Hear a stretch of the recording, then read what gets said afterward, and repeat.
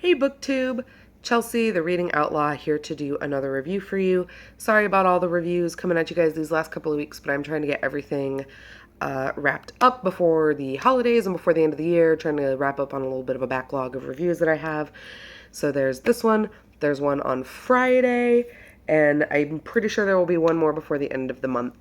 Because I don't know if I'll actually get around to doing a full monthly wrap-up, depending on kind of how crazy the holiday season gets. But that's not what we're here to talk about. What we're here to talk about today is Carry On by Rainbow Rowell. I read this book over my Thanksgiving break when I was sick as a dog and dealing with family being in town and all of that, and it was the absolute perfect distraction that I needed. I won't go too much into the plot because most of you have probably already heard of this novel. This is the novelization of the fictionalized world that Rainbow Rowell came up with in Fangirl. The lead character in Fangirl writes fan fiction about this world, about the world of Simon, Snow, and Baz, Basilton Pitch, and kind of this whole world of mages. So this is the novelization of that already fictional world that she created.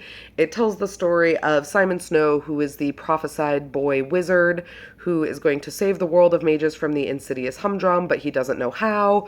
He's looking to his vaguely creepy, possibly sinister mentor, the mage, to help him out with that. And of course, he's also roommates. Simon Snow, who's our main character, is also roommates with his greatest enemy, Basilton Pitch. Basilton Pitch is a vampire. Maybe he is, but it's not one of and people know, but it's not been made official, because if he'd been made official, he'd have to be cast out of the world of mages. There's also Simon's plucky best friend, Agatha. Yes, I think. No. I always forget which one is his best friend and which one is his girlfriend. I think it might be the other way around. Yes, it is the other way around. So, Agatha is Simon's girlfriend, or pseudo-girlfriend. They have some relationship problems in this book. And Penelope is his best friend, their lady companion to the trio. She is, of course, super smart and super gifted and super talented. And if all of that description sounds vaguely familiar, it's because this entire book is a play on the Harry Potter tropes. And not just Harry Potter, but kind of the whole trope of the chosen one and the boy, the prophesied child who's going to save us all.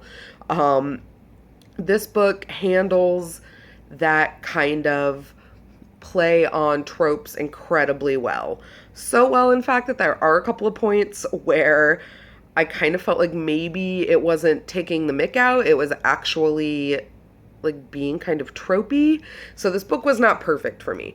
I actually was considering not finishing this book at about halfway through, because it just was not getting there for me. I believe it was also Vanessa from Chbosky, who I will see if I can find her review video of this, who said that she didn't really like the magical system, and I have to agree with her pretty much completely. At first I thought it was clever, but then the further it goes on, there are just kind of some holes, and it's weird. The World of Mages uses word-based magic, but it's phrase-based.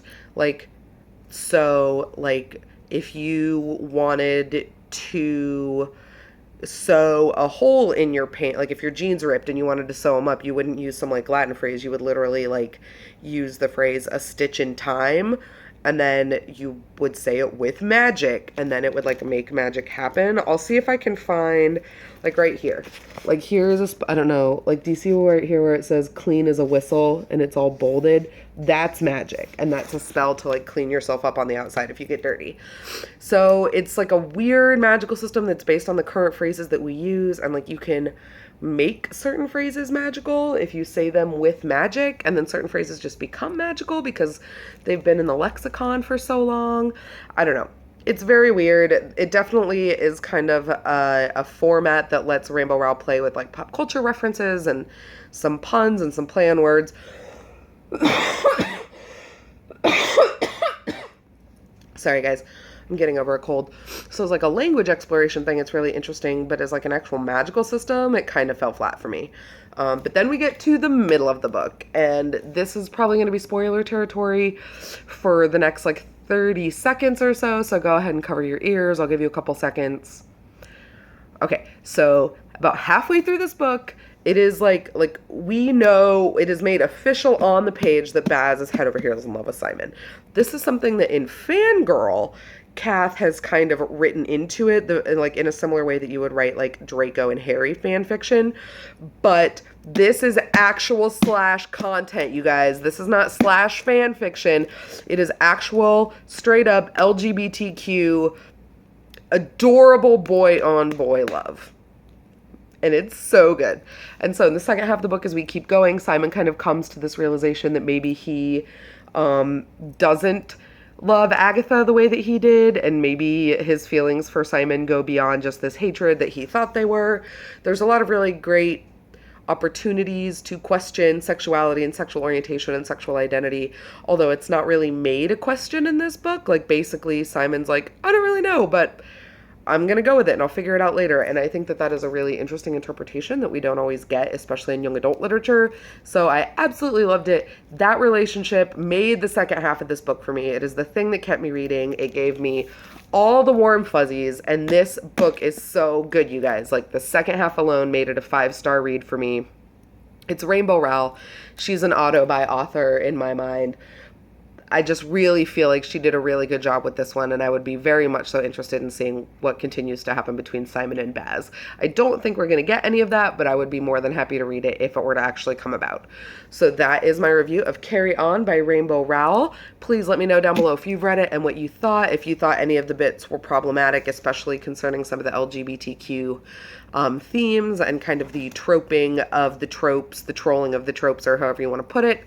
As always, like, subscribe, and I will see you guys hopefully feeling a little bit better and a little bit less cough in your face-ish here in a couple of days.